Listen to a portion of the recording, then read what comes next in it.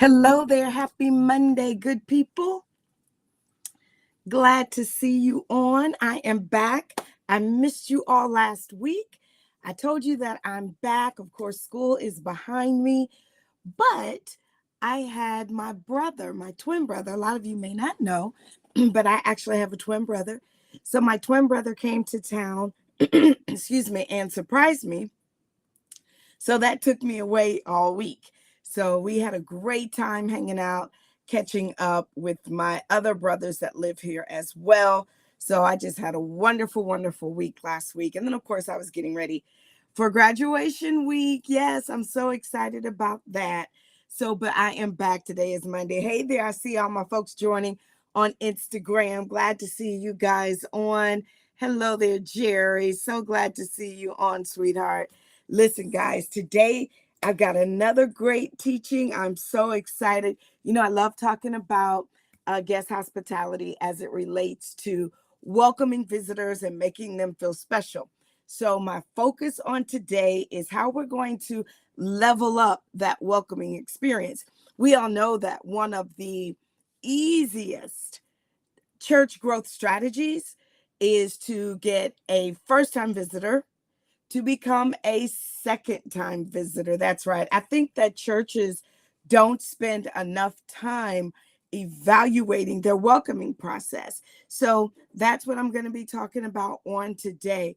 Let me know if you are, if your church, give me on a scale of 1 to 5, put in the comments what number you think your church, you would rate your church as it relates to being a welcoming church as it relates to visitors. I'm not talking about your worship and all of that. I'm talking about the one-on-one experience that people have with visitors when they come and sit in your pews, when they sit in your seats. Rate that on a scale of 1 to 5 and let me know.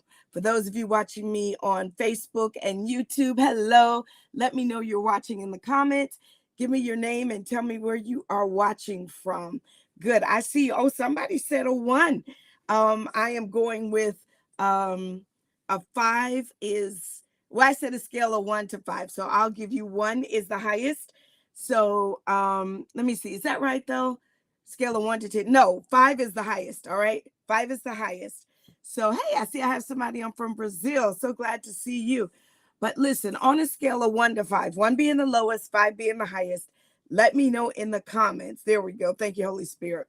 What number you would give your church. I see you over here on Instagram saying that your church, yes, that you would give your church a 5. Oh, I see you. Hey, Jeff, glad to see you, Dr. Jeff. Congratulations to you as well. I see you, Larry. Thank you for jumping on. Oh, you are so kind. Thank you, thank you, thank you. So listen, I'm sitting here having a little flash.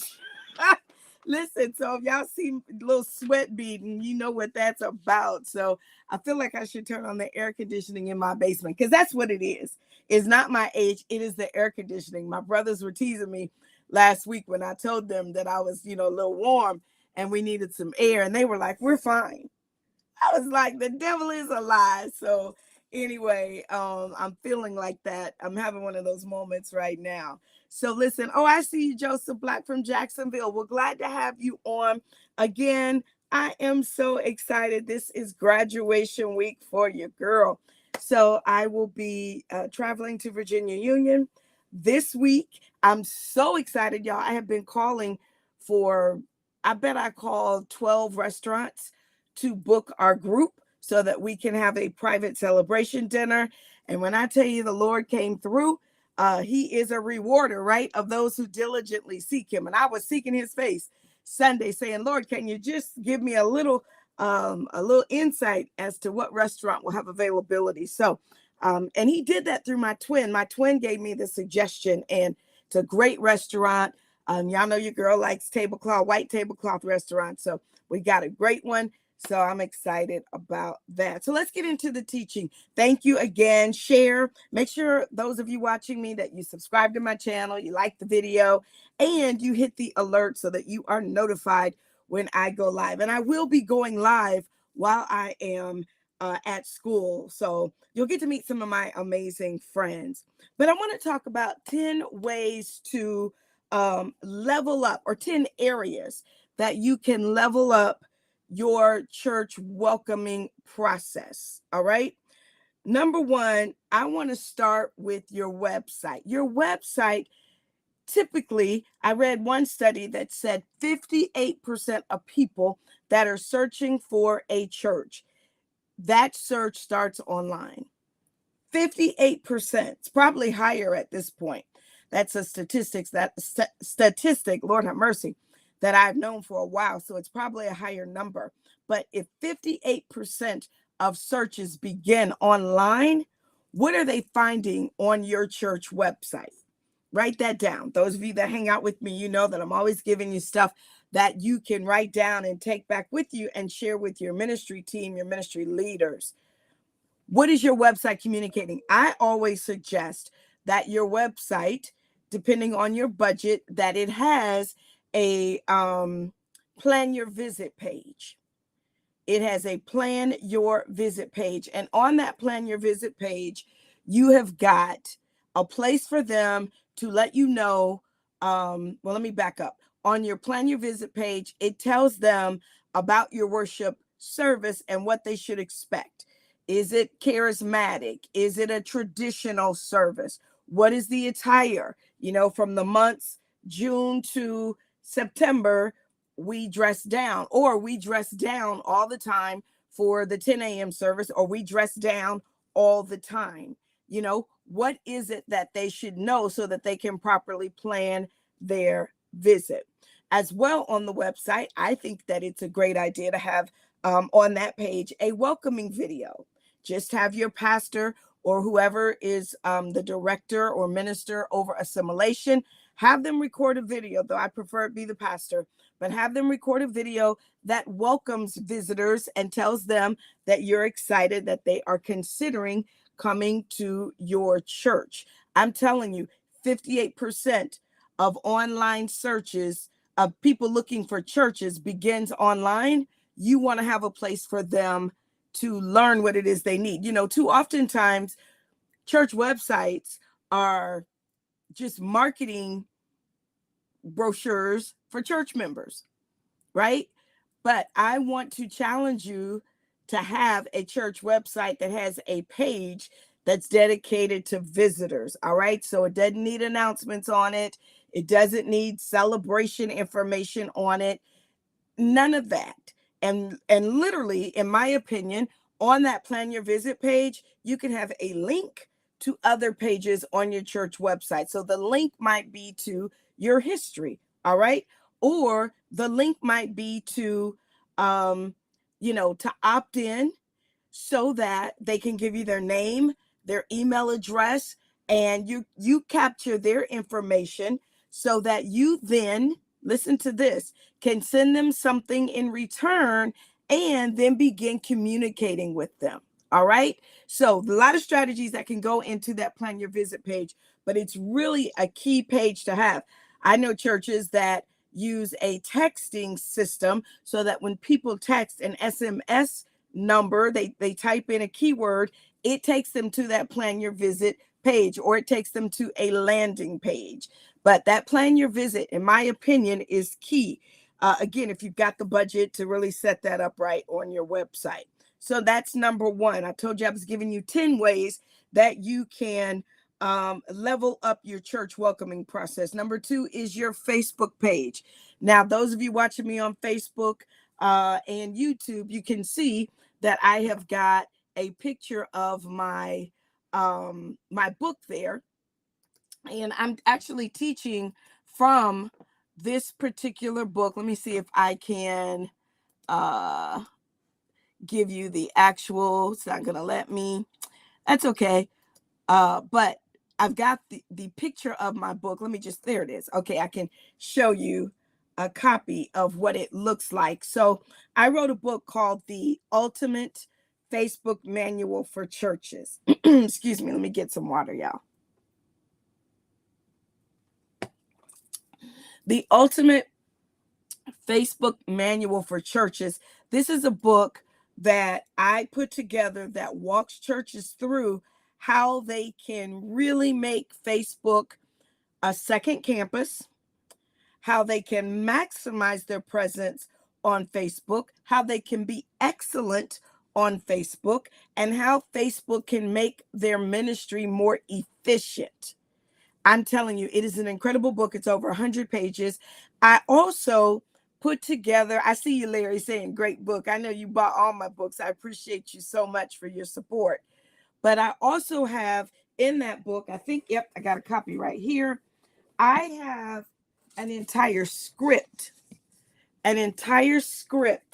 that your online host, I like to say campus pastors, but if you've got an online host, which you should, in my opinion, I have an entire script that they can follow so that they don't have to figure out what to say. Let me see. It says on-air host streaming script. And so I put it together with an opening monologue that explains, what's about to happen, who they are, and how you can engage. It's really important that you let those that are viewing online, that you treat them like a campus versus just welcome and thank you for streaming, right? Don't treat them like somebody peering through the window. You need to treat them like someone that's actually sitting right there as a second campus. Think about that. Then I teach them, I give them the script, how to do an actual virtual welcome. And it involves, having landing pages that you can link them to and all of that. I won't get into it, but it's all in the book. I even talk them through how the offering should work. And, again, I'm talking about how to level up your welcome experience.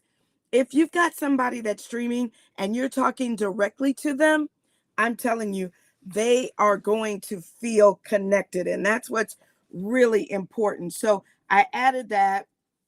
I won't go through the whole script because it's pretty lengthy. And I did it that way on purpose so that you could decide what you wanted to keep and what you wanted to remove. So that, of course, is available over on my website, the Ultimate Facebook Manual for Churches of Any Size. So, and of course, I'll give you my website is thewearagency.com. In fact, I'm going to give you the link, there it is, to my store so that you can check out that book.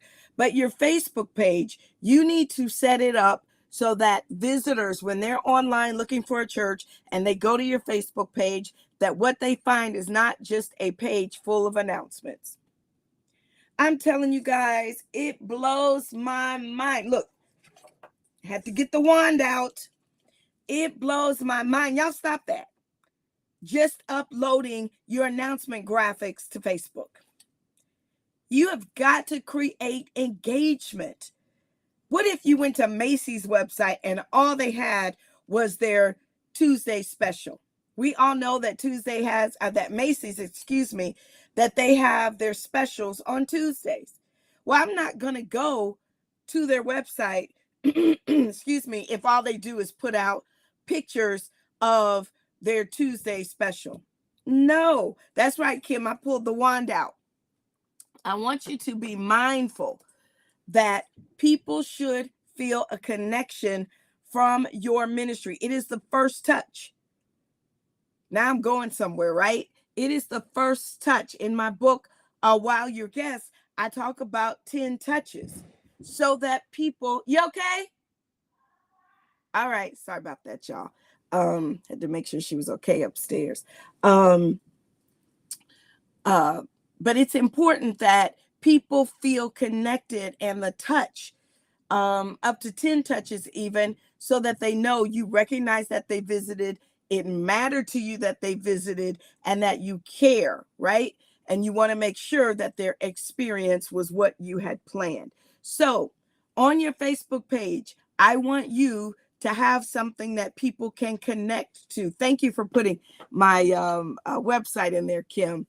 Absolutely. So your Facebook page, what's on your Facebook cover? It's fine if that cover, promotes an event because you've got an upcoming event, but take that cover out. You should be updating that cover regularly. I bet some of you uploaded something to your Facebook cover and you haven't changed it in years. That is prime real estate. It's just like a billboard. You only have seconds to capture someone's attention. And if that cover just features a picture of your pastor and spouse and, service times, that is just another commercial. I would have a cover that says something like, you're welcome here. The only thing missing is you, or, something like that.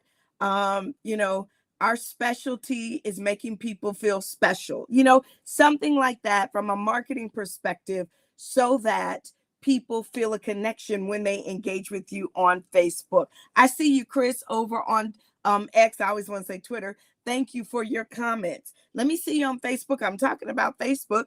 Also on Facebook, you can have a Facebook group. Create a group for visitors. If you're new to XYZ Church, go here. Create a tab even on Facebook that leads them to that group. And then in that group, that's where you can have a welcome video. That's where you can have your assimilation pastor or minister or leader hang out in that group every day, posting, words of encouragement, staying connected to what's culturally relevant. Last week was the National Day of Prayer. They could have hosted a 10-minute prayer in that Facebook group for visitors. All right, no pressure, just somewhere that we can come and you can get a little taste or touch of what you're going to experience by coming to our church. So of course, Facebook events.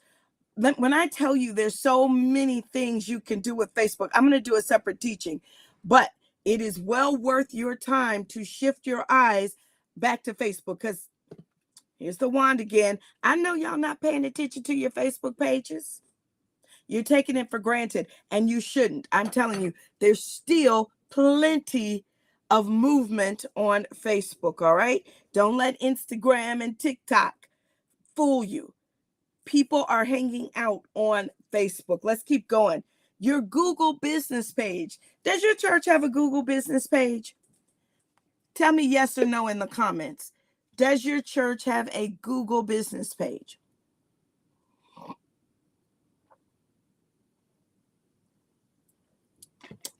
Yep, I didn't think so. Make sure your church sets up their Google business page. Obviously, if 58% of the people that are looking for, sorry about that, y'all. Oh no, I messed up. Let me see here. Hold on one second. There we go.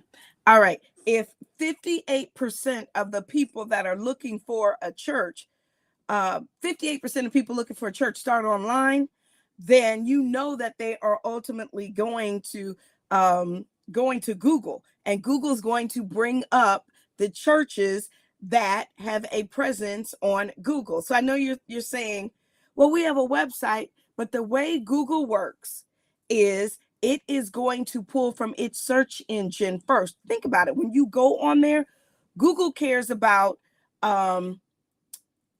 photos. It cares about videos, photos, and then text. I had to put it in the right order. All right. Videos, photos, and then text. So make sure that on your Google business page, you've got just that. And you may need to take a Sunday where you tell your congregants, listen, we need you to go out on Google and we need you to like our page. So when people are doing a search, and the number one search, I did some research, the number one search for people looking for a church online, the number one keywords that they use are churches near me. All right? Churches near me. So you want to make sure that you have got the right meta tags in your website. You need to make sure that you've got video on your website. You need to make sure that you've got photos on your website, and not just static that stay there. You need to update those photos. You need to update those videos so that it will continue. Google's always looking for what's fresh and what's new. And so if you continuously are adding content to your website, I'm telling you that will help you in the rankings of Google. I could do a whole teaching on Google business page, but it is important that you do it. I will say this: make sure that your Google business page, it has to be connected to a Gmail account. Make sure that it is a Gmail account that is controlled by someone on your church staff, so that if it's someone like a volunteer and they leave your church, they will leave with the ownership of having access to your Google business page for your church. And you don't want that. I've worked with a client recently that lost the access to their domain because a volunteer set up. I've actually had a domain for their website. A volunteer set that up. And when you did a who is search, when you looked it up as to who owned that domain, that member owned it, right? I've also had a situation where a church lost their Facebook presence because a volunteer, a member, set it up. Yeah, don't take for granted just because you've got someone willing. You got to make sure that you sit down with them and you have a checklist. You make sure that if they're setting up XYZ for you, that they're using a church email address. Hey there, Nathaniel. Glad to see you on, sir. It's so important. All right. So one of the things I teach when you're setting up your email addresses for your church, unless they are paid staff workers, that you use department titles, right? So it's marketing at XYZ Church. It's business office at XYZ Church. It's finance at XYZ Church. And I teach that you should always use the finance email address anytime you're paying for a service, a subscription, technology, so that you don't have to go all over and figure out which staff person set up the account. All right.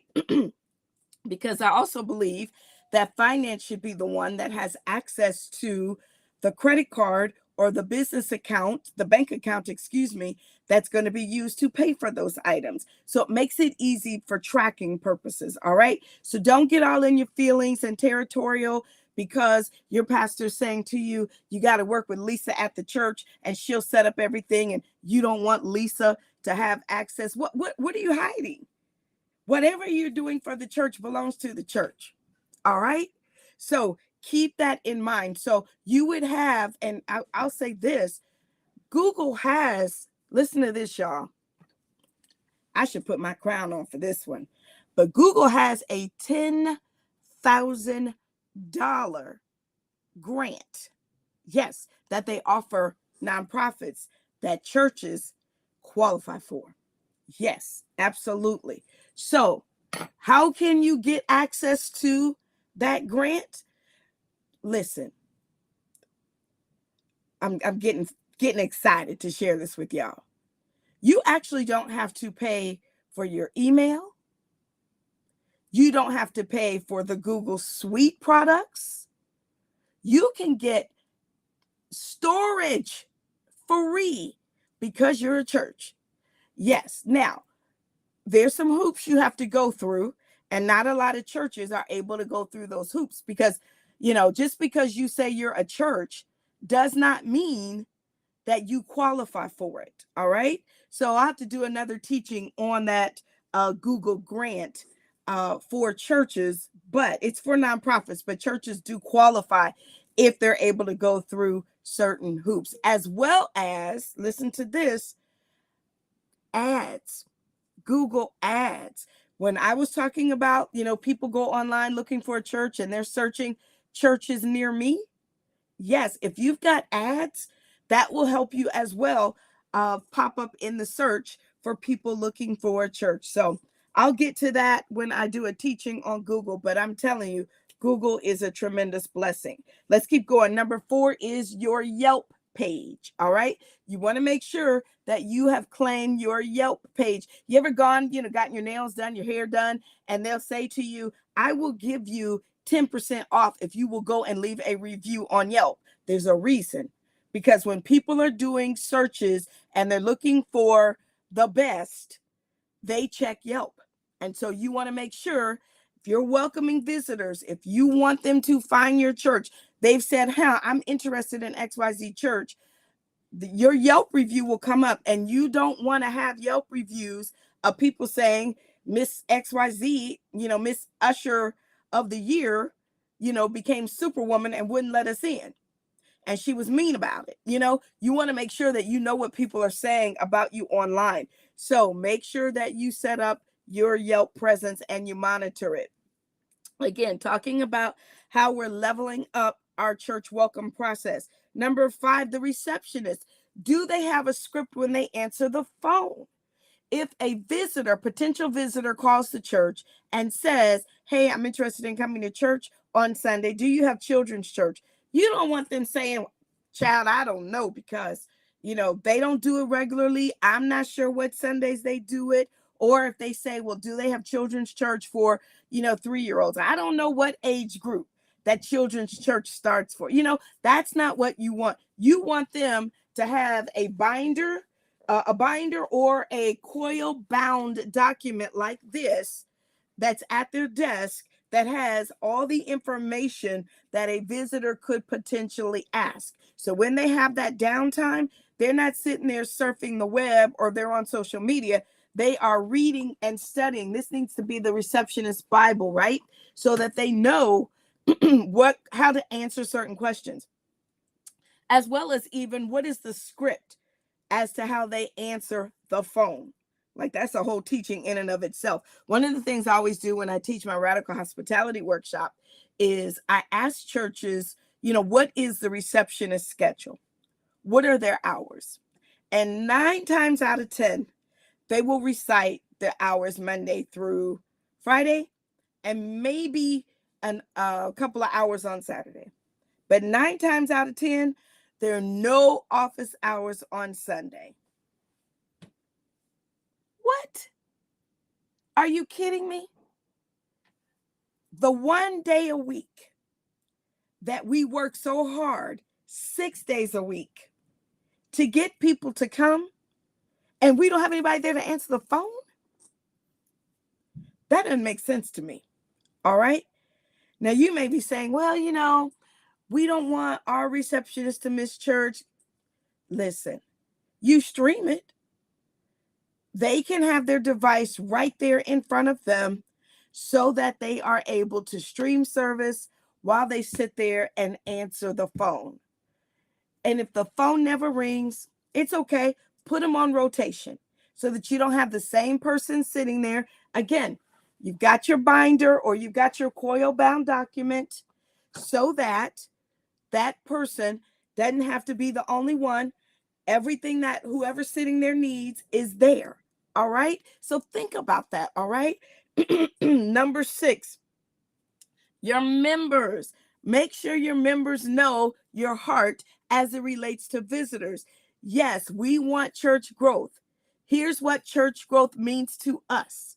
All right. It's not just about we want seats. We want butts in seats.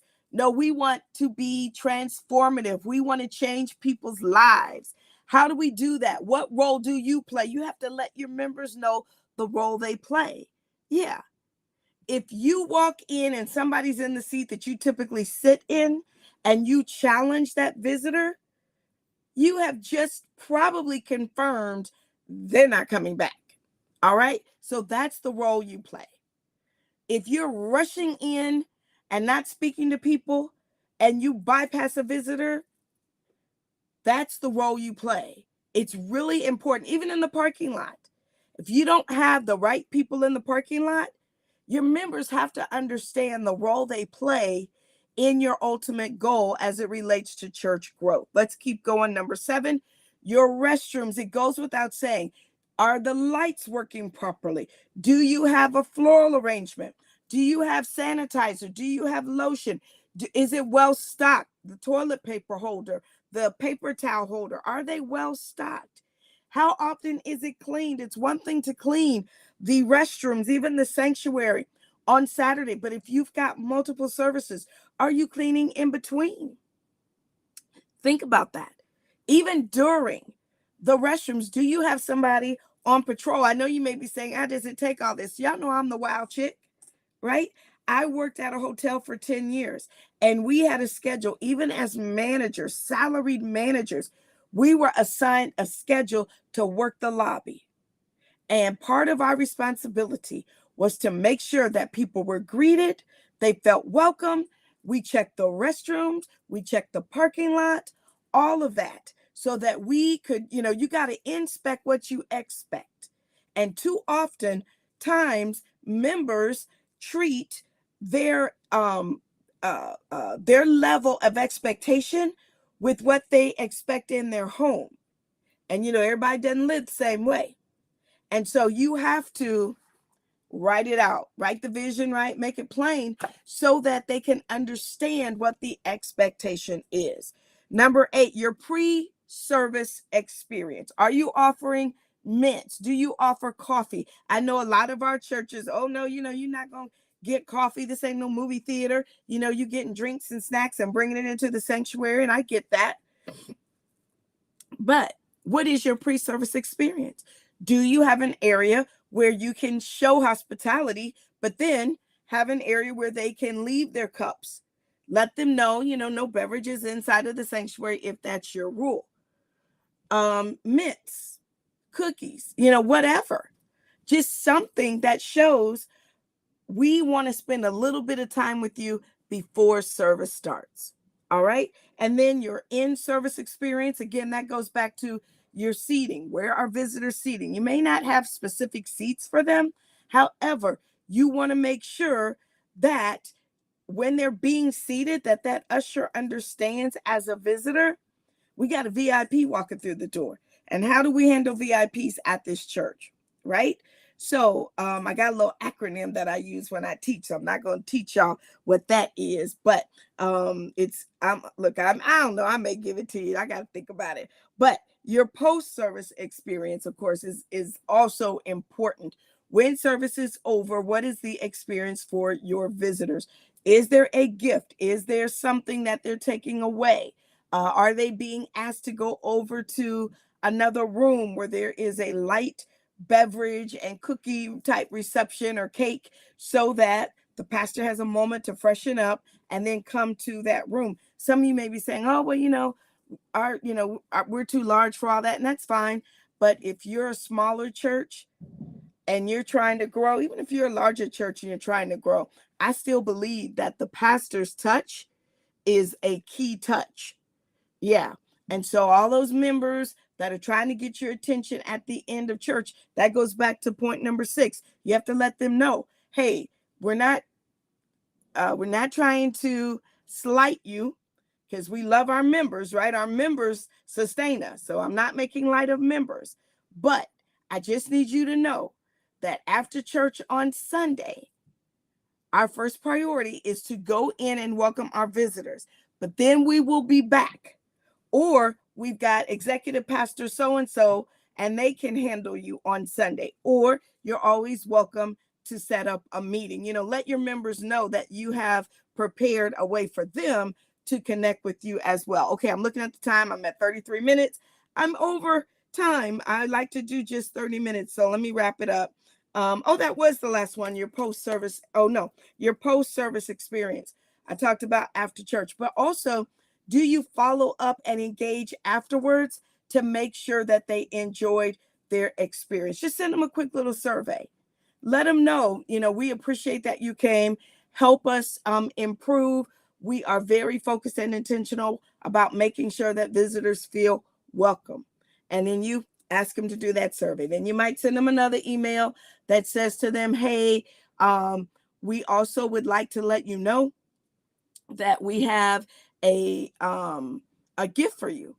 And so you can request, look, I'm putting up my my While Your Guest book link as well. But in my While Your Guest, I talk about ways that you can follow up with them after their visit. So that is another key tool. So I hope that this helped you. Thank you guys for connecting with me, engaging in the comments. I really appreciate it. If you got any questions, y'all email me. Thank you. I've been getting emails even from people asking some questions. I'm working on a client, working for a client on a sponsorship.